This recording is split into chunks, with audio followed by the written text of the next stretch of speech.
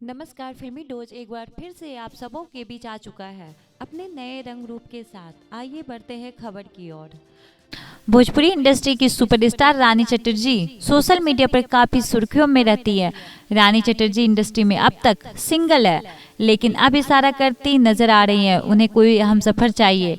आपने अगर हमारे चैनल को सब्सक्राइब नहीं किया है तो लाल बटन दबाकर हमारे चैनल को सब्सक्राइब करिए, ताकि आप तक भोजपुरी फिल्म इंडस्ट्री की हर छोटी बड़ी खबर आप तक सबसे पहले पहुंचे।